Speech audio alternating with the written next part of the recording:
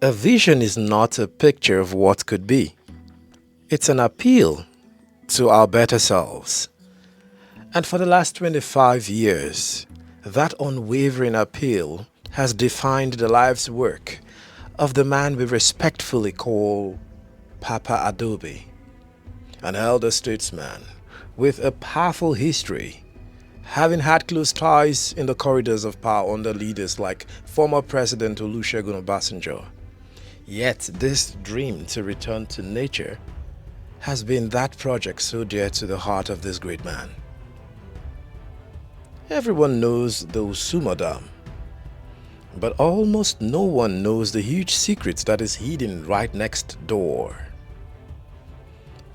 The aquaculture expert Mr. Willy Fleuren has been telling me about this special place and the man who runs it, Papa Adobe, for months.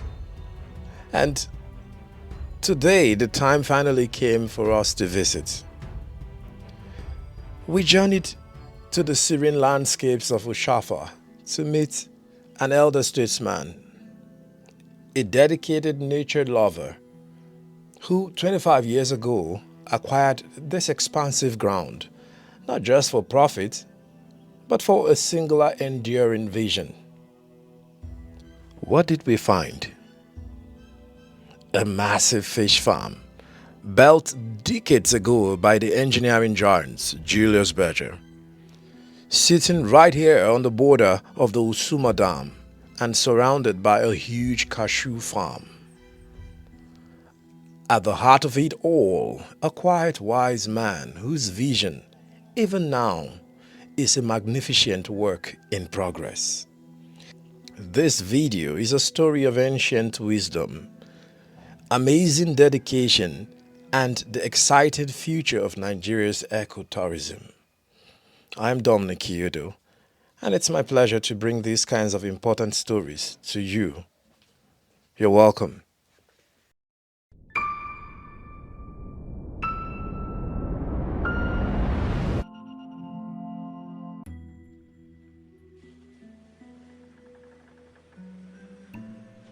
We're actually at the farmhouse of a distinguished Nigerian by name Adobe.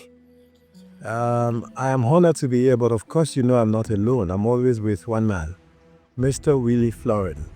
How are you doing, sir? I'm very fine, but it's not about me today. It's about Adobe, because I met him last year in 2024. He has also a fish farm. Actually, it's quite sophisticated fish farm, but of course of his age and also of his challenges he has, he's not very serious in his fish farm, but I'm not interested in his fish farm. When I see his land, I see his cashew plantation, I see the nature. You know, I'm a nature lover, I like trees. Yeah, that's why I said to you, please come and see Mr. Adobe. We call him Obe. Yeah. And I let him tell his a part of his life. I know we cannot have everything in one go. Yeah, and that's a little part of his life. Interesting. So, our viewers, I present to you the distinguished Adobe. It's actually a senior citizen, as you can see. This is a papa. I'm so honored to be here to have a word with you. Good afternoon, Daddy. Good afternoon to you. I am pleased that you have come to my farm. This is a farm that I have been developing for more than 20 years. We are sitting here in the reception area of the farm. There is my house behind me, which actually is a cabin from the Alps in Europe. Interested. My German friends, I studied in Germany, so they helped me to build a farm. And then when I was a student there, I had a girlfriend who had a cabin on the Alps. So I said to them, can you please get me something like the cabin that they have in the Alps in Switzerland.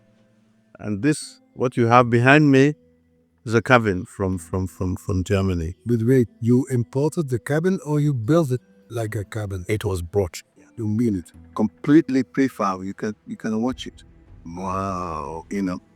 So because you see in the Alps they have these cabins on the hill, and they have the trolleys that can take you up there.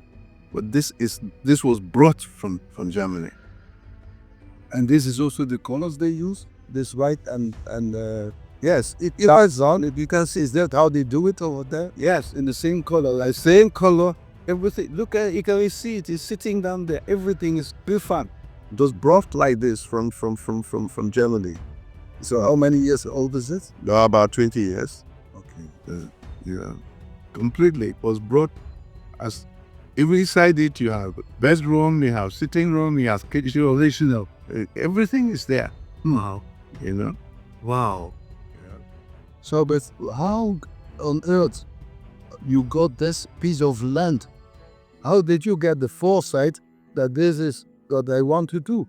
Because you were, in your career, you were one of the senior news reporter, correct? Yes, because I came with President Olusegun Obasanjo, and the time we were busy, we worked 24 hours, and how I found this place was on Sundays, because we were so busy. I would say, I don't want to go to church. So when he goes to church, I would take my car and I'll drive around. That's how I found this place. So I found the place, and then I liked the place. And the first time I came here, the vehicle I brought had to be repainted. Because all the scratches, it had to completely be painted. That didn't stop you from coming. This stopped me from coming. In fact, the more I came, the more scratches I got, the more I want to come. So Wow. but this was owned by a private?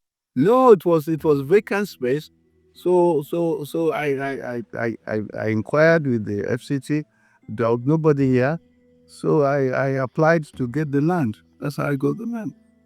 There's the, And the land we're talking about, how big is it? How large? Well, they say the story of the land is very interesting, because I said I wanted a small space, maybe 10, 20, 30 hectares. Then I had a friend, Donald Duke, who became governor of Cross River, and he came here, and I told him, look, this is a nice place. I want to just have a small space. He said, you sure? And he said, I said, look, he says, nobody is here. Take as much as you can now. Because now you can. Now you can. So we took everything. He said, I want more money, you can support me.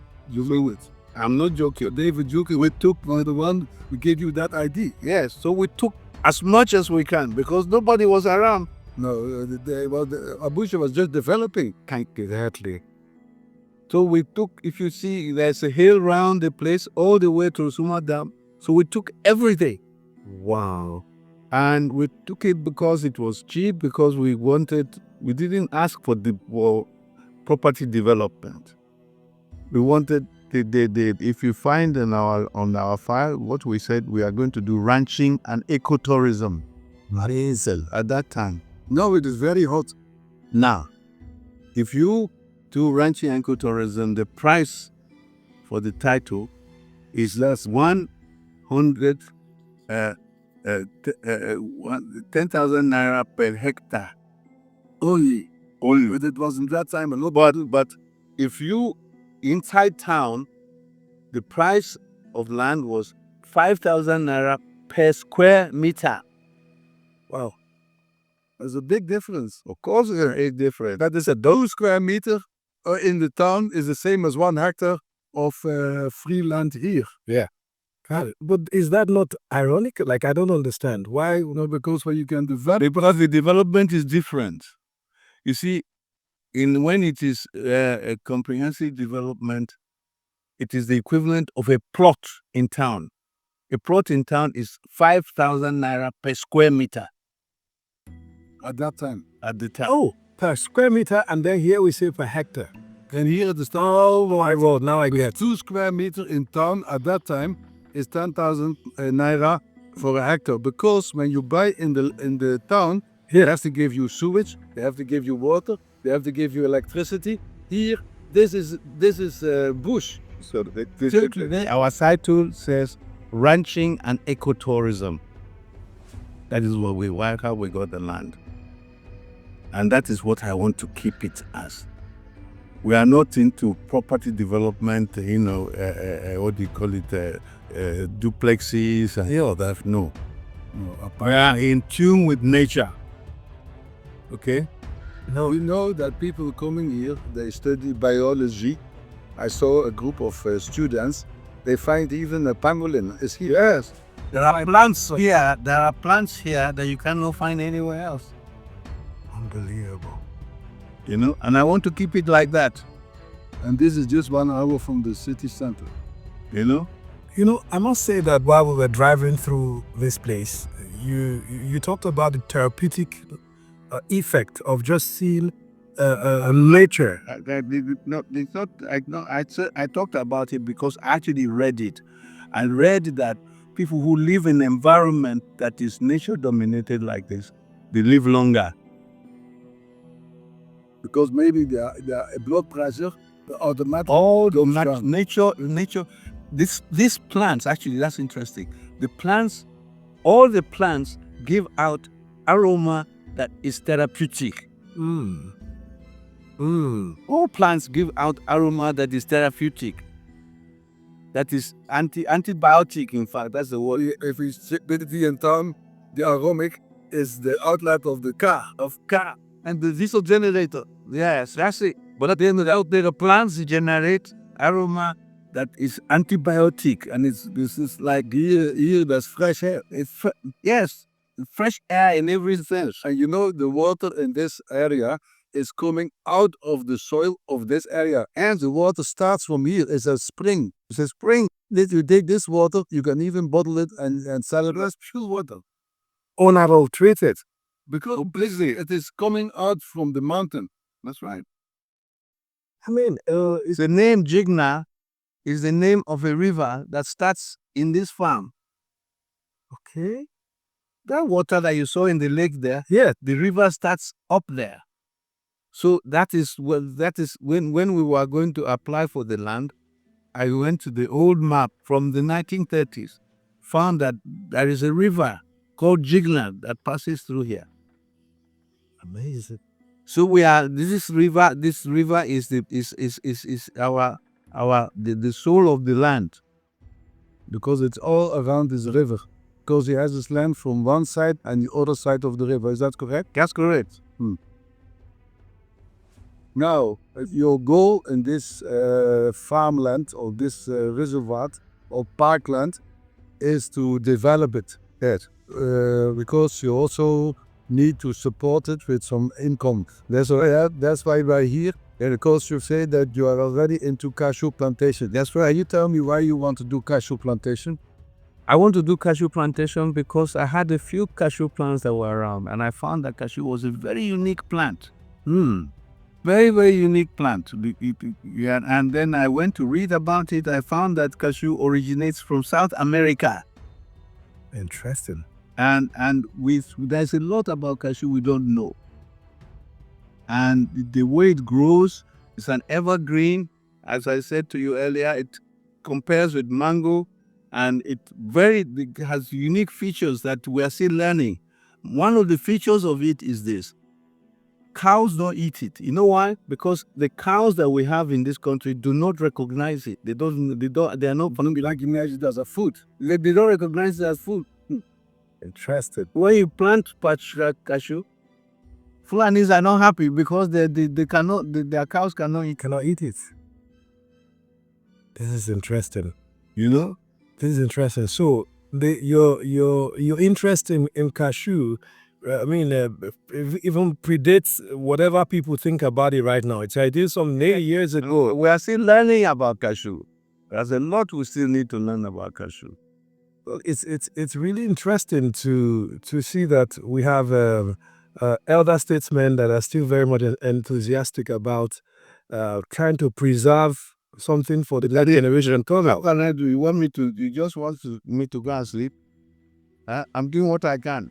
No, well, I may also do what you like to do. Thank you. now Daddy should be about how many years old now? In the next year, I'll be 80 years old. What do you have to tell to our generation that seems to be on the surface about nature and preserving the future? Okay. I tell you this. My grandmother, whom I met, she did not have an income of more than 10 shillings. 10 shillings is like that when Naira was established, £1 is 2 Naira. Okay? £1, 10 shillings. So, because she didn't need money. She didn't buy anything. All the food she ate came from her farm, and she lived, and she was not poor. Wow. Okay? That's the life I knew as a child. Okay, I'll give you a copy of my childhood memoirs where I wrote all this down. The point is, nature, we and nature belong together. You know? And just today I have a fish farm, a yam farm, and I took my brother around. We have planted yams. Then the yam that come out, it's not every yam you can pound. You know? As a child, I knew about 6 or 7 or 8 varieties of the yam. The ones you pick to pound, the ones you pick to roast, the ones you pick to boil. Wow. That knowledge has gone. That knowledge has gone. You know? So, I am so lucky and I'm so happy to be able to get back in tune with nature again. Because that is where I came from. Amazing. Yeah, most people in the 30, 40 years ago, they came from the land. They believe in the better future in the city. Yes. Yeah, so many people have run to the city and they became even more impoverished than they are over there because they cannot farm anything. Like, you make $1 on the street selling something and that dollar is going. Because there's no growth. There's no growth. When you plant some cashew, you plant cassava, you plant yam, what you eat today, you can also eat tomorrow. So you eat for the future. But when you have this small job as a selling petrol on the station, that money you have earned, you spend it that same day. There's no future. Exactly. As we have future, that's how I would go. So the tradition, the city life is not where we came from. The city life is not where we came from. And we have been made to forget where we came from. You know? Well, I must say that coming from someone like you, it means a lot. And I do hope that our audience watching this could learn from the fact that even at this age, I mean, you cannot but, trust the words coming from the lips of Daddy here.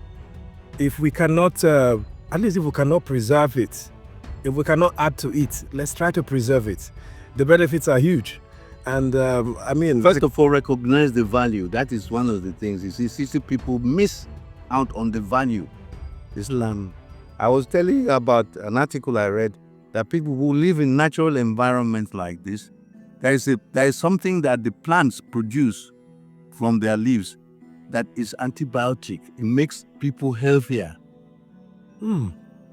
Our native people knew this. You don't get it anywhere. And it has been scientifically established that if you live in this environment, you live longer. Wow. Thank you so much, Nadine, for your time. It's a pleasure. Thank you so much, Mr. Willy, for bringing me here. I must say that this will remain a memorable event for me. And also an inspirational man for me. Also that I'm doing also the right thing, planting trees. At least I have found a comrade. Yes, I found a fellow man who is having the same passion for the same goal. Thank you. Thank you so much. Thank you so much. Thank you.